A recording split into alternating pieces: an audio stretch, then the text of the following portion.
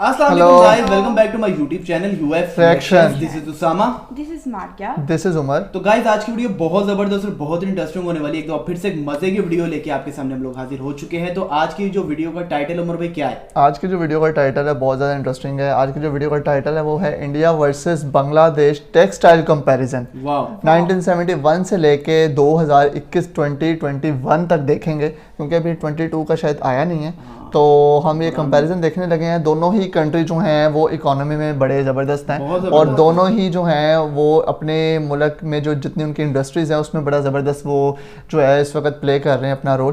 तो देखते हैं गारमेंट्स में तो वैसे बांग्लादेश जो है वो नंबर 2 पे आता है पूरी दुनिया में और बड़ा उसका नाम है और उन्होंने अपनी इकोनॉमी को सेट किया है। तो आज हम कंपैरिजन देखेंगे इंडिया वर्सेस बांग्लादेश। बड़ी इंटरेस्टिंग वीडियो होने वाली है। तो पहले हम वीडियो देखेंगे, बाकी बातें बाद में डिस्कस करेंगे। तो चलते हैं वीडियो की तरफ। वीडियो पे जाने से पहले guys please make sure hit the like button and subscribe to our channel ताकि आपको मजीद वीडियोस का नोटिफिकेशन मिल सके। So let's watch the video. Stay with us. हैवी दुनिया का number 1 cotton producer, jute producer देश है, पर उसके बावजूद टेक्सटाइल एंड गारमेंट्स के एक्सपोर्ट के मामले में भारत 5th पोजीशन पे आता है। 5th पोजीशन पे। के एक्सपोर्ट में नंबर 1 पे चाइना है $266 बिलियन के साथ।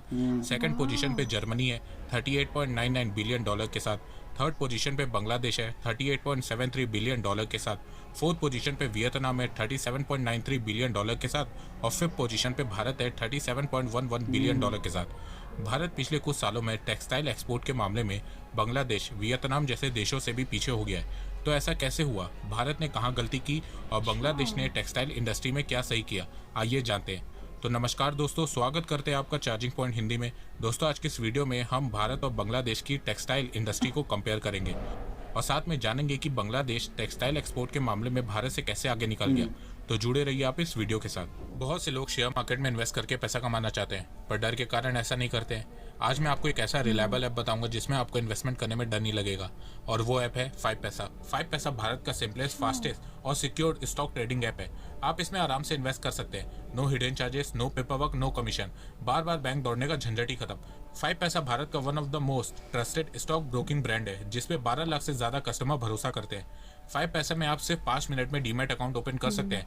5 पैसा मोबाइल ऐप डाउनलोड करें, मोबाइल नंबर, ईमेल डिटेल्स डालें, दोनों को वेरीफाई करें, फिर उसके बाद पैन कार्ड और डेट ऑफ बर्थ मेंशन करें, फटाफट से उसे भी वेरीफाई कर दें। फिर उसके बाद बैंक डिटेल जैसे कि अकाउंट नंबर और IFS कोड की इंफॉर्मेशन भरें, उसे भी वेरीफाई करें। फिर पर्सनल डिटेल जैसे कि address, occupation, annual income fill करें, फिर अकाउंट ओपनिंग फॉर्म पर साइन इन करें।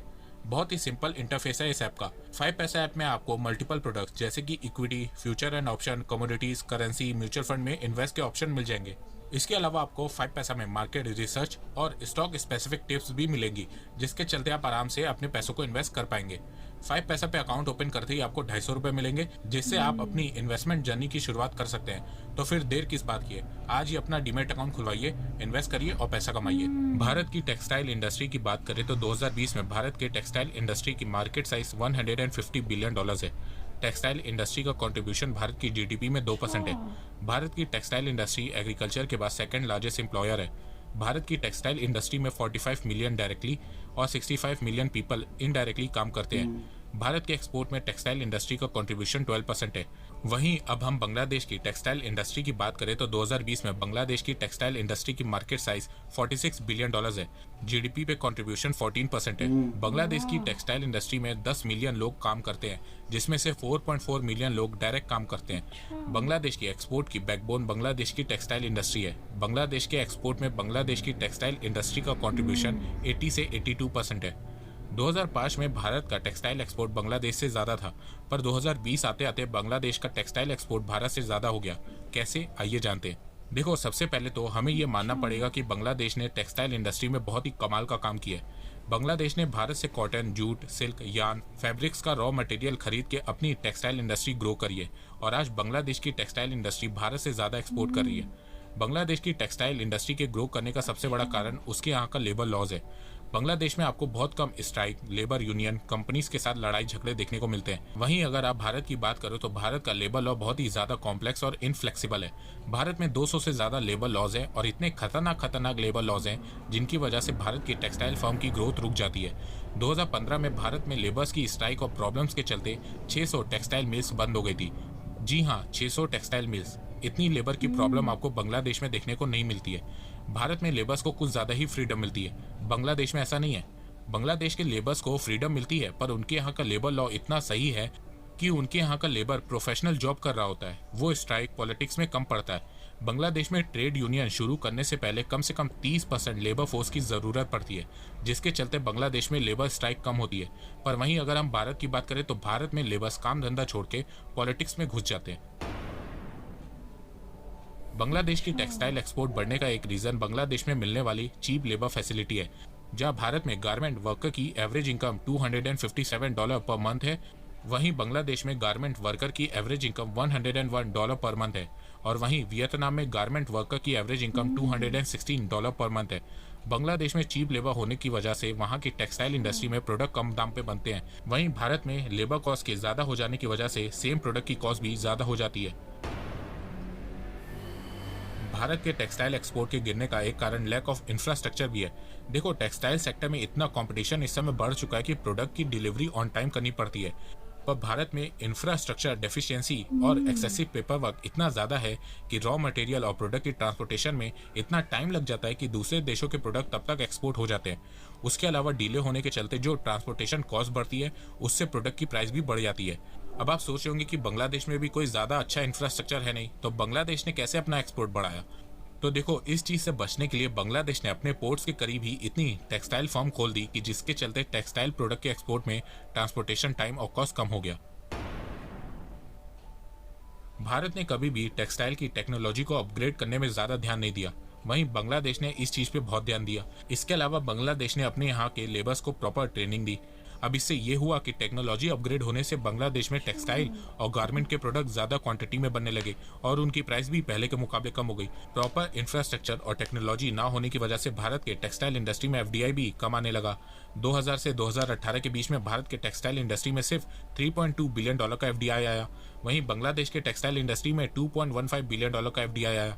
पर पिछले कुछ सालों में ये देखने को मिल रहा है कि भारत के टेक्सटाइल इंडस्ट्री में FDI बहुत कम हो गया है। 2008 से 2015 के बीच भारत के टेक्सटाइल इंडस्ट्री में सिर्फ $230 मिलियन का FDI आया था। देखो, बांग्लादेश, वियतनाम जैसे देशों का टेक्सटाइल एक्सपोर्ट बढ़ने का एक मेन रीजन ये भी है कि इन देशों को यूरोपियन मार्केट का फ्री एक्सेस मिलता है। बांग्लादेश, वियतनाम के टेक्सटाइल और गारमेंट प्रोडक्ट्स यूरोपियन मार्केट में ड्यूटी फ्री होते हैं। वहीं भारत को 9 से 10% ड्यूटी देनी पड़ती है, जिसके चलते भारत की प्रोडक्ट की प्राइस और बढ़ जाती है। बांग्लादेश को लीस्ट डेवलप्ड कंट्री LDC के चलते यूरोपियन मार्केट में प्रेफरेंशियल ट्रीटमेंट मिलता है, जिसके चलते उनके प्रोडक्ट पे कोई ड्यूटी टैक्स नहीं लगाया जाता है। वहीं वियतनाम और यूरोपियन यूनियन के बीच फ्री ट्रेड एग्रीमेंट साइन हो रखा है, जिसके चलते उसके प्रोडक्ट पे भी कोई ड्यूटी चार्जेस नहीं लगाया जाता है। पर भारत के साथ ऐसा नहीं है। भारत और यूरोपियन यूनियन के बीच कोई भी फ्री ट्रेड एग्रीमेंट साइन नहीं हो रखा है, जिसके चलते भारत को वो एडवांटेज नहीं मिल पाता है जो बांग्लादेश, वियतनाम और चाइना को मिलता है। देखो, सबसे पहले तो भारत सरकार को लेबर लॉस को ठीक करना होगा, वरना भारत कभी भी अपने पोटेंशियल के हिसाब से ग्रो नहीं कर पाएगा। और ये चीज़ मैं हर बार अपने वीडियोस में कहता रहता हूँ। कभी कभी तो लगता है कि कोई जाके मोदी जी के कान में मेरी ये बात बोल दे। इसके अलावा भारत सरकार को यूपी, बिहार, बंगाल, छत्तीसगढ़ जैसे लो अर्निंग स्टेट्स में टेक्सटाइल इंडस्ट्री बैठानी चाहिए, या फिर कोई अगर आम आदमी टेक्सटाइल फर्म इन स्टेट्स में खोलना चाहता है तो उनको टैक्स बेनिफिट इंसेंटिव देना चाहिए। वो इसलिए क्योंकि इन स्टेट्स में आबादी बहुत ज़्यादा है, बेरोजगारी भी ज़्यादा है, लेबर कॉस्ट कम है।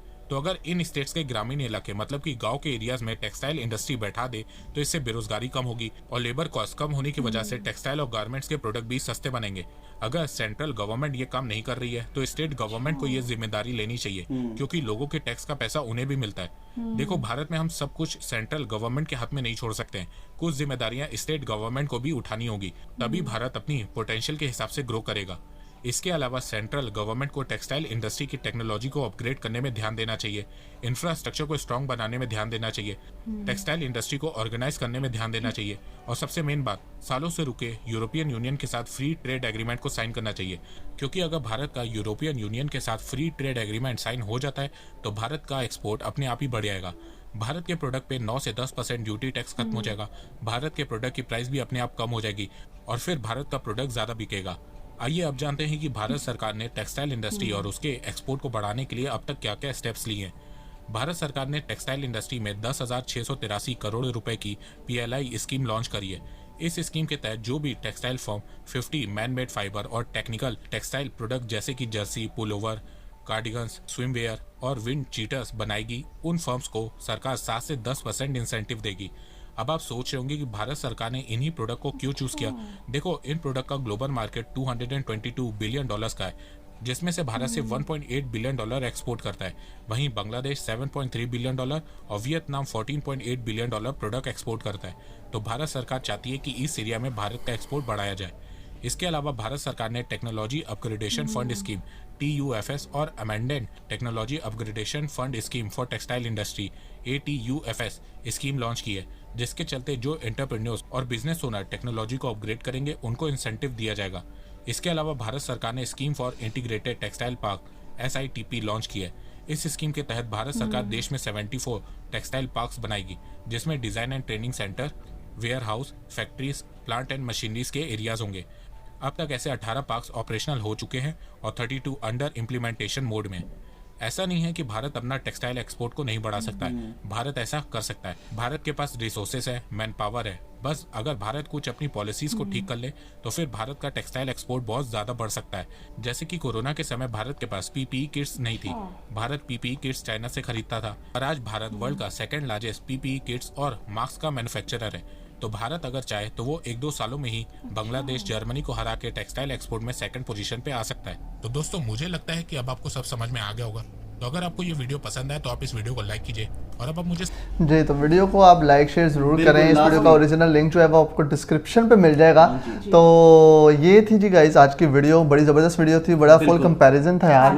अच्छा, मैंने एक चीज नोटिस की है कि इंडिया अगर अपने लेबर पे अगर ध्यान दे तो वो आगे जा सकता है। मतलब बांग्लादेश में जो है वो लेबर कॉस्ट जो है वो कम है, इस वजह से प्रोडक्ट भी सस्ती है और वो बिकती भी ज़्यादा है। और इंडिया में जो है वो लेबर कॉस्ट जो है वो ज़्यादा है और इस वजह से चीज़ भी महंगी है।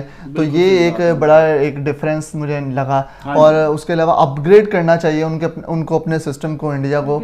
और उससे ये है क्योंकि वो कर सकते हैं, उनके पास रिसोर्सेज हैं काफ़ी ज़्यादा, और वो जो हैं वो इसको ऊपर लेकर आ सकते हैं अगर अपने, जैसे कि वीडियो में बताया कि अगर अपनी पॉलिसीज को जो है वो कुछ ठीक कर लें। तो क्योंकि एक ऑर्गेनाइजेशन के लिए ना, अपने एम्प्लॉयज़ के लिए जो है ना बड़ा वो ख्याल रखना उसका बड़ा एक इम्पॉर्टेंट चीज़ है ये। और उससे ये कि इंसेंटिव वगैरह की जिस तरह बात हुई थी, इसका मतलब है कि बांग्लादेश में जो है वो जितने भी वर्कर हैं वो खुश हैं, क्योंकि उनको अगर ओवर टाइम भी अगर वो लगा रहे हैं तो उनको उसका पे मिल रही है। अच्छा, देखिए ना, ऐसे तो नहीं ना वो ऊपर ग्रो कर देंगे, क्योंकि उनकी हुकूमत ने ये चीज़ की है अपने मतलब मजदूरों के लिए, अपनी औरतों के लिए स्पेशली। हाँ, बहुत ज़्यादा उनके जो है वुमेन्स जो हैं वो इस इंडस्ट्री में हैं, और वो बहुत ज़्यादा जो है वो एक इम्पोर्टेंट रोल प्ले कर रहे हैं, और इसकी वजह से उनकी इंडस्ट्री भी काफ़ी ऊपर है। फिर उनका ख्याल भी रखते और बेरोजगारी भी इस तरह कम हुई है। तो ये एक बड़ी इंपॉर्टेंट चीज़ मुझे लगी है कि ये चीज़ें जो हैं बड़ी, जिस तरह वीडियो में बताया, ये होनी चाहिए, तभी जो है वो इंडिया भी ऊपर जा सकता है।